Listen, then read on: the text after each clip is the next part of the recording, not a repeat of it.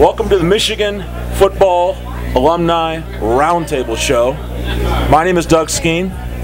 Sitting to my right is Phil Brabbs. To my far right, Ron Simpkins.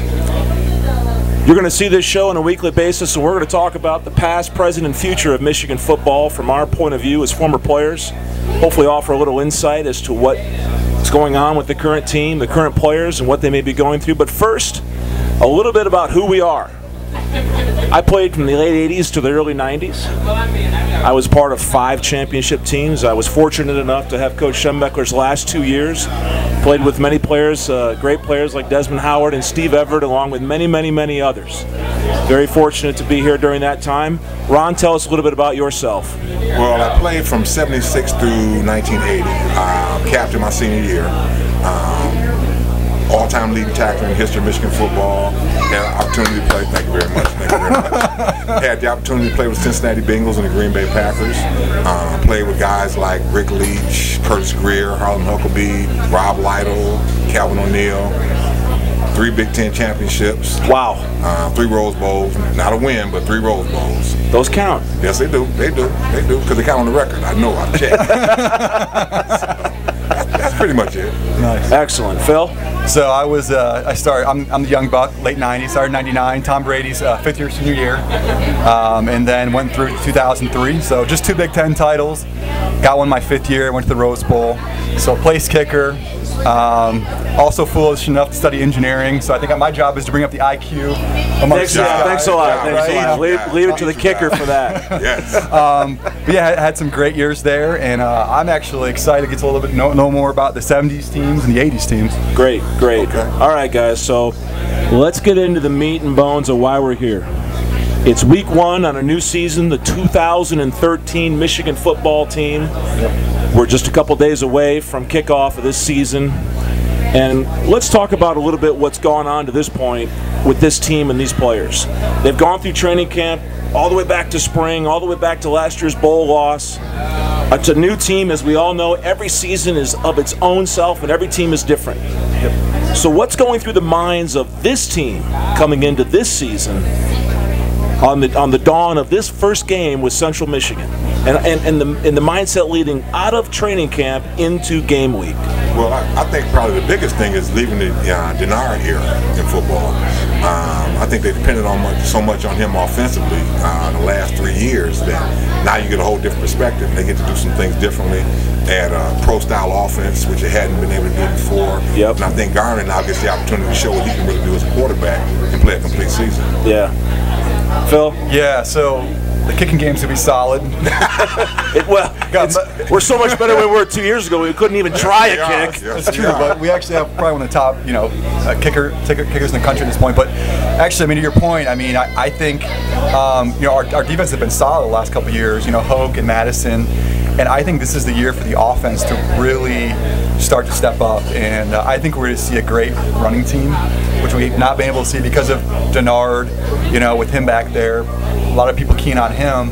People understand you can't really open up the running game if you're not throwing the ball. So I think Devin's got a great chance to show up the field as a leader on the offensive side, and we'll see what running backs step up. But I know these guys are excited. I mean, they've got to be excited, and I think you nailed it on the head, Ron, in that this year is this transition season. I think more than any other since Brady's been here, we're finally going to get to see what Coach Borges and Brady want this offense to be. Big, strong tight ends, a fullback, double tights. Here we come.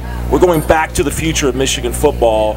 We're going to line up and punch you in the mouth, and you're going to enjoy it. And we're going to do it again and again and again and again. And some fans may think that's boring coming out of the Denard era, but I will personally love it. The defense has been 2 years ahead of this offense. Now, Denard was wonderful in all the things he did, and he lit up those stats and lit up the scoreboard in all those games, and it was great. But I'm going to be a little selfish and say I can't wait to just grind somebody on a consistent 7-8 minute drives and punch it in the mouth, and then we're going to do it all over again. Yeah, but the thing is, too, is that now we get to see Big Ten football again in Michigan. Yes. Because now you're seeing guys with the potential size and speed to go to the NFL, where before you were playing with undersized guys and seeing a whole different perspective of what Michigan football is all about. And with the recruits that Hope is bringing in right now, I think you're going to see a totally different brand of football. Have you guys been down there and seen any of these practices and seen these young kids? No, I went last year. I haven't gone. Okay, I'm going to tell you, I went down there in the spring, and of course, I always look for the linemen, and offense and defense. These kids are monsters coming out of high school. Incredible size. They don't have the dough in the middle like we did coming out of high school, where it takes a year. More like these. Yeah, exactly. These kids, I look at them, I'm like, you got to be kidding me. This kid looks like he could go play in the league right now. Right. They're incredible. So getting to see some of these guys come on the field and play is going to be very, very exciting. So another question that goes through the thoughts of former players like us coming into week 1 is that first game. The guys are getting ready to play that first game. There's a lot of guys that played a lot of football, but this team is going to have a lot of guys that haven't played yet for Michigan, specifically in that offense and defensive line, the guys I just mentioned. What are some of your thoughts, and what do you think are going through the minds, and I've got my ideas, of that first game? You're staying over at the Campus Inn, and it's the night before your first game. What goes through these kids' mind, and what went through your mind all those years ago? Well, for me, it was the clam chowder. I was looking forward to the clam chowder. Going through your stomach. Right, they talk so great about the clam chowder, so I was looking forward to that. But what I really think is that these guys realize where they are and where the program is now. And I think that they realize that they're on the verge of something real special. We're again in the top 25 in the country, which we hadn't been before. And it's almost unusual looking at Michigan and not seeing us in the top 25. So I think that alone gives these guys a lot of encouragement in relationship to where we're going to be at the beginning of the season, at the end of the season. So the expectations are high. So I think that they'll play well. Just because in schedule, I think also gives us a chance to get guys in and build your confidence up too. Not to say any patsies, because teams we're playing against, these guys practice too, and they got a lot of pride, and a lot of them played against each other in high school. And a lot of good players. Exactly. So the other now it comes down to now, but I'm playing for Michigan now, and expectations for us are a lot different than other places. Some of the teams are about getting a paycheck. Well, this is about winning the Big Ten championship and anything else you can do above and beyond that. Yeah. Phil, what was it like the night before your first game where you knew you were going to go out there and play? So, first game was 99 against Notre Dame. There was a possibility. Hayden Epstein was back after knee injury, so I was on reserve. Didn't get a shot to play. Played the second game. Didn't redshirt my freshman year, but 02 was the Washington game. I had been there, like a lot of the guys. It changed under Rich, but you typically didn't play your freshman year. You didn't usually play your second year. You didn't play your third year. I played. If you were a redshirt junior and you started, that was like, if you got to start for 2 years at Michigan. That was a big deal. That was a big deal. You're right. And I think we're moving back to that. I think you're seeing a lot of juniors and seniors that will be starting. A lot will be the first time, starting with the wing helmet on. But I think, like you said, they understand the expectations. They understand what they're playing for. They're gonna be ready. They're gonna be prepared. But they're gonna be nervous. I was nervous. You can't help but be nervous. You can't. You are. Yeah. Did you throw up the night before? I didn't throw up. I tell you, I didn't throw up. I stayed away from the guys that ran the heads and the helmets. To lockers and that kind of thing. But I was one of those guys that I got ready mentally. Matter of fact, Don Nalen came to our team. I think it was my sophomore year, and he was all excited and running around hitting guys in the head and smacking everybody. And Bill McCartney grabbed him and said, "No, he doesn't need that. Just leave him alone. He'll get ready on his own way." But like I say, this freshman class, I think, is so much expectation as far as the talent level of these guys. They talked about the freshmen was going to start in front of Toussaint and everything. Okay, if things are kind of falling back in order now. When you come in now in Michigan, you got to play behind a guy that's got experience and tough and can play, and you earn your opportunity to play at Michigan. But the culture's different in that, and what I mean is the high school kids that come in, they got all this social media attention and the recruiting website attention on TheWolverine.com, and this is a good thing because I think it raises the expectations upon themselves. Oh, I agree. So I guess it's different. Years ago, we all kind of thought, well, maybe we'll see the field in a year or two, or 3. For me, it was 3 years, and I think it's exciting to know that these guys feel like, I don't care if I'm a freshman, senior, sophomore, it doesn't matter. I'm going to get on that field and I'm going to play. But nonetheless, game 1, I don't care if it's Central Michigan, Notre Dame, Florida State, like it was the night before my first start. I was a little nervous that night. It's an exciting time. Can't wait to see the game. We'll be back in a few minutes to cover some more topics. Welcome back to the Arena Sports Bar in Ann Arbor, Michigan, on the corner of 4th and Washington at 203 East Washington Street. That's what Ron tells me over here. And this is where we are. It's a great place for food and drink. Great atmosphere if you're a big Michigan fan or a sports fan altogether.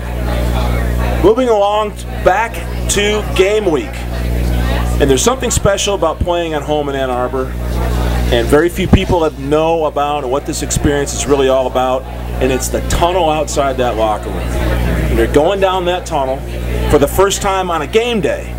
Not on media day, not at practice when you're dreading going down there, but when all the people are in there and the band is in there and the drums are playing and the cheerleaders are getting ready and the police are there and the security, and you feel the weight of the game upon you. What was it like? What was it like? I remember, I'm going to tell you, I thought I was going to barf going down that tunnel for the first time. We were playing Florida State. I was pretty nervous. But the one thing that stuck out in my mind, growing up watching Michigan leave that tunnel all those years, don't be the guy that falls down. That's exactly right. No, because you will get ran over. Exactly. You get ran over. Exactly. You got all those television cameras right there. Don't fall down. Just keep your feet moving. Don't fall down. The guy that fell. That's right. Went down. Did you ever fall? No, I didn't fall. Never fell. I was in the front, so. All right. So Phil, did you fall? No falls? I know some guys that did. One of my close friends, my roommate, John Woodlock, fell right in front of me. Did you step over? And if it weren't for the fact that I was such a supreme athlete, I would have fallen. Okay. Good job.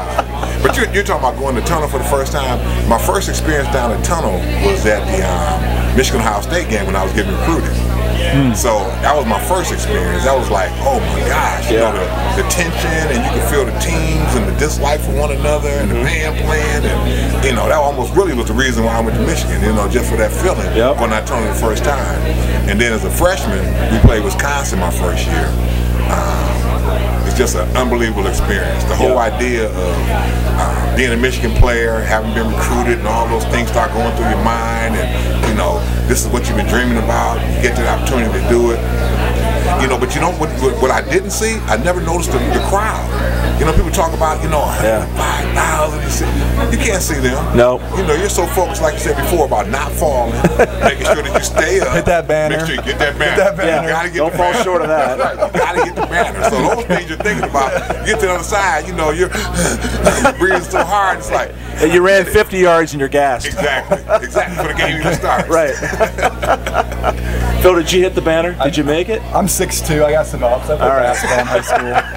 No big deal. But yeah, that was an amazing experience. I mean, coming in there, I mean, for us it was Notre Dame. Okay. So it was a big game. I think we lost Notre Dame the year before, and I mean, you're kind of still unproven. There's people had high expectations for our team, but you still got to come out and prove. So those expectations we were talking about in the earlier segment, they're rising. But then that banner, it's like that banner running out there at the stadium is like everything you do during the summer, during camp, all the training in the winter. It's like it finally makes sense. It does. This is why we do it.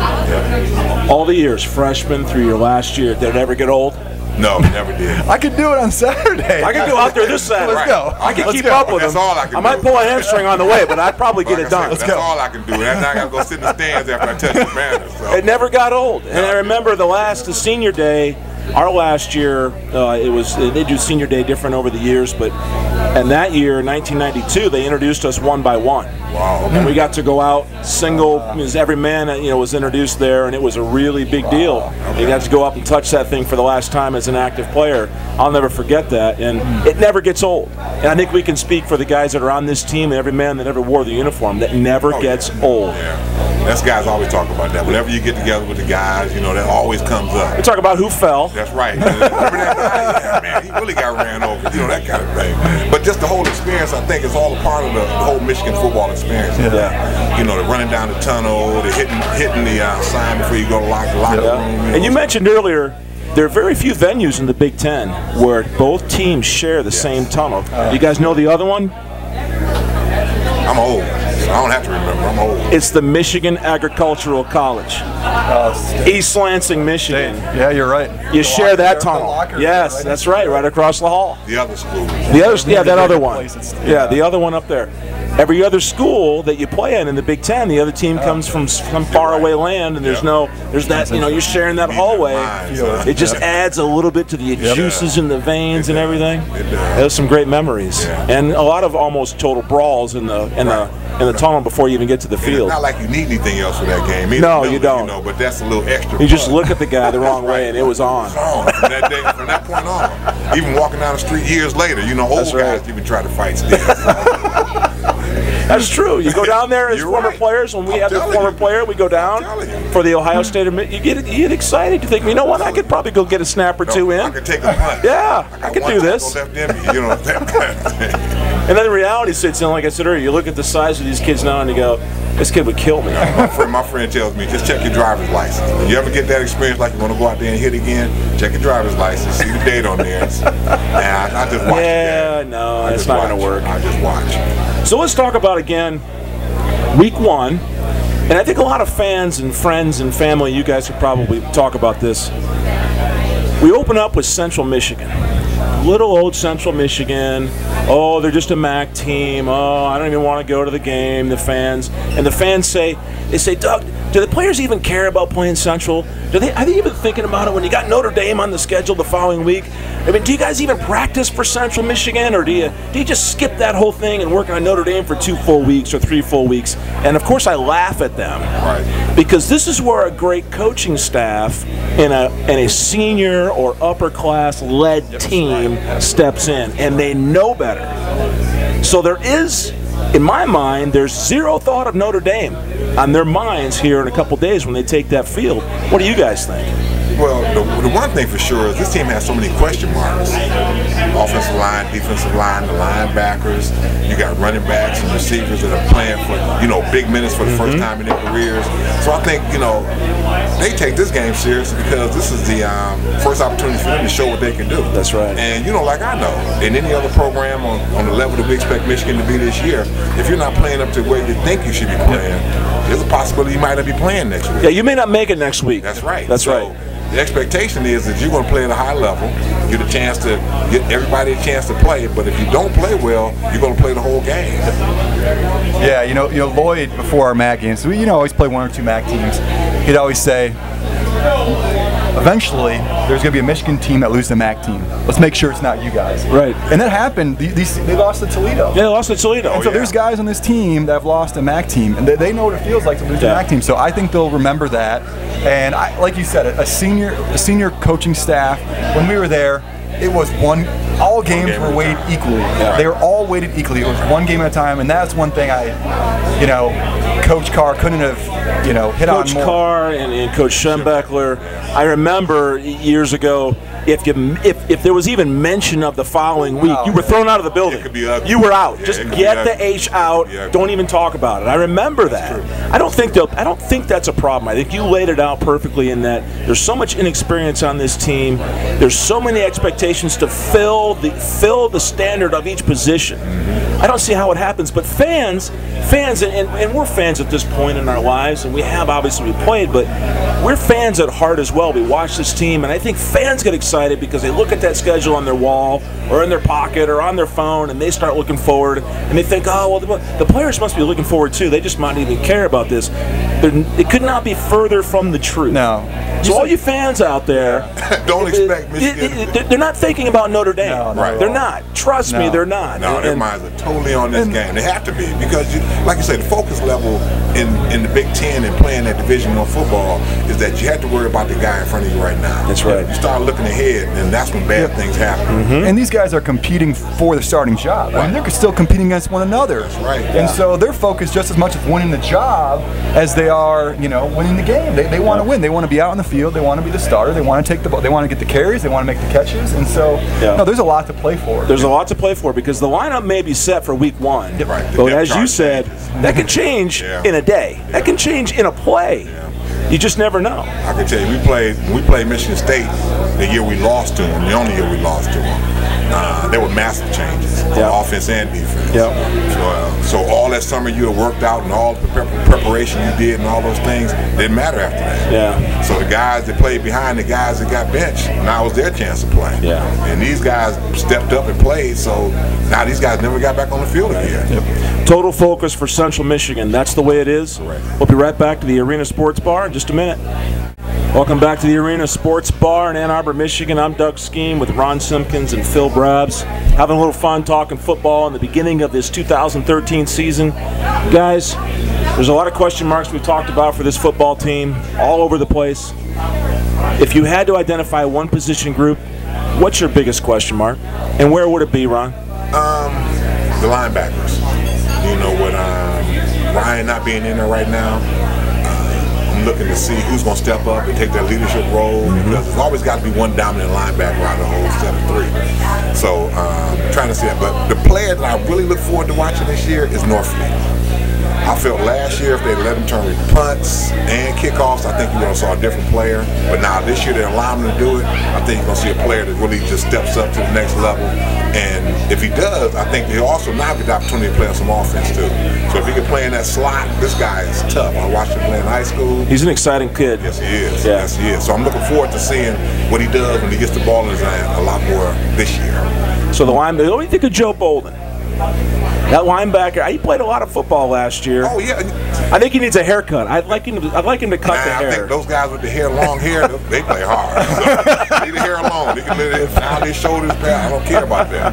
But like I said, we got so many young guys that play well at linebacker that I think you have to let all these guys play.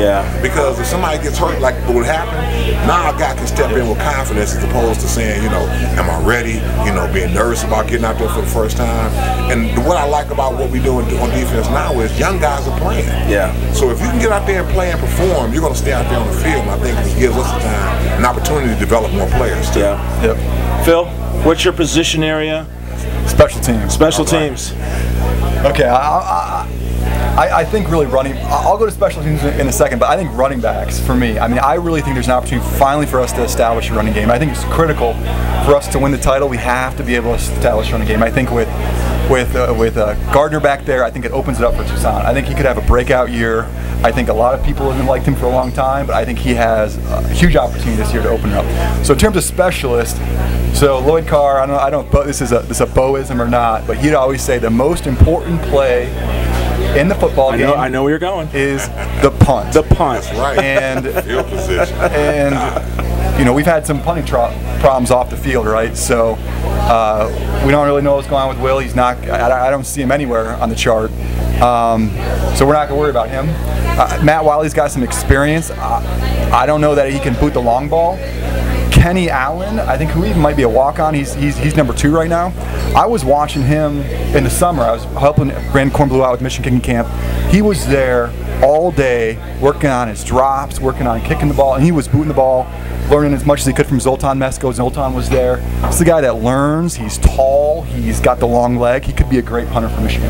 Well, there's no doubt the punt is important.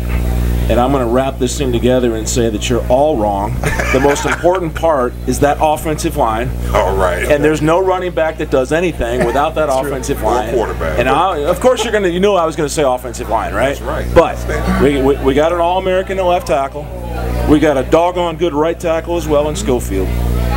The middle of that offensive line, we know last year didn't quite meet the expectations for the unit, and now we got 3 new players in there. How are they going to do? And specifically for me, I can't wait to see this Kalis kid play the right guard position. And I had the chance to watch some film of this guy in high school, and I never saw a high school kid play with more technical expertise, if you will, than this young man. Now, of course, he's playing against 185-pound guys in high school when he's tossing them around. But I was impressed that he took the steps and the hand placement and all the position and the level and all that. How does that transition to a Big Ten football team and a team that is aspiring to win championships? I can't wait to see how that goes. And then Miller at center and now Glasgow at left guard. I think, you know, we can all use the cliches. oh, if you don't have the special teams or if you don't have linebacking.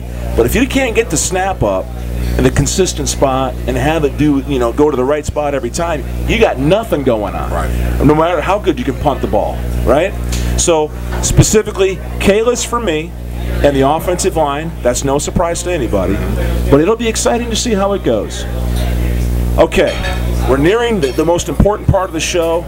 We're all going to stick our chests out. We're going to give season predictions. Who wants to go first? Because I'm going last. You didn't tell me this. No, I wasn't ready for this either. I wasn't ready for this. But I think the early part of our schedule gives us a chance to be very good. We get past Notre Dame. I think that really gives us the opportunity to really roll into an undefeated season. But that's the crucial game to me. We get past Notre Dame, it sets the stage for the rest of the season. But that's the game, and I think mentally and physically, I think we'll be ready to play in that game. I need a number. I need a number. I need a number. Every game. Undefeated. Undefeated. Don't steal my energy, man. We got to get past Notre Dame, though. We got to get past Notre Dame. Okay. All right. Brabbs, go ahead. So the engineering mind runs some calculations here. Okay. I saw the smoke. So I was predicting 8-4 last year. Were we 8-4? Don't count the bowl game. I can neither confirm nor deny. Don't count the bowl game. Okay, we're 8-4. I wasn't predicting bowl games. That's later episode. And I thought for this team and where they're at, I think a 10-2 would be a great season. I think we got a good favorable schedule this year. I think the key game is Notre Dame. I think that gives us a lot of momentum going to Big Ten. We start, I think, is it at home, Minnesota at home? Or I think that we ease into the Big Ten game. I think we got State on the road. I think we could be undefeated going to State on the road. But we got State, we got Ohio State at home. We got Northwestern on the road. Nebraska's at home. Nebraska's at home. So I would be happy with 10-2, 6-2 in the Big Ten, going to the Big Ten title game. Okay, I'm going back to the high expectations of the man to your right. All right. We're going to be undefeated. I like it. We're going to win the Big Ten. There you go. And we're going to the Rose Bowl. Am I going to see you there? I'm going to I didn't say we were going to the Rose Bowl.